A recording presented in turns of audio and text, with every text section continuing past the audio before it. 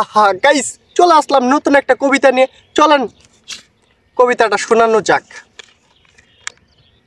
সব কোটি রঙের সুতো হতে চাই, আরে সব কোটি রঙের সুতো হতে চাই, কোনো না কোনো রঙে তোমার সাথে মিশে নষ্ট আমি করবো তাই। ও কি আর লিখছি, এটা সম্ভবত আমি গাঞ্জা খাই লিখছিলাম। আচ্ছা নেক্সট লাইন দেখি। ভার্সিটির মেয়েটা এখনো জানে না টয়লেটে তার জন্য নাম্বার লিখেছি। সেই লাইন মানতেই হবে গাইস, মানতে হবে। পৃথিবীটা কিন্তু গোল। আর গাইস আমার লেখা কবিতা সবার থেকে আলাদা গাইস, মানতে হবে ভাইয়া, মানতে হবে ভাইয়া। না এটা এটা এটা বাদ দেওয়ার জন্য ভাইয়া, মানতেই হবে এটা ভাইয়া।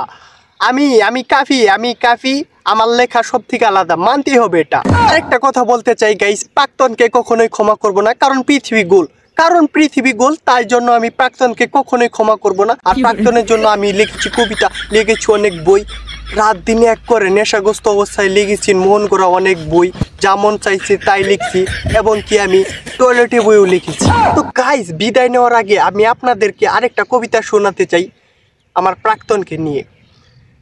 লিখেছিলাম অনেক তোমাকে শোনাবো বলে, আরে লিখেছিলাম অনেক তোমাকে শোনাবো বলে, তুমি শুনোনি কারণ তুমি ঠসা ছিলে বলে। হাততালি দেওয়ার মতো কেউ নাই, তাই আমি দিলাম। আর প্রাক্তনকে কখনোই ক্ষমা করব না, কারণ প্রাক্তন আমাকে খেয়ে দিয়েছে।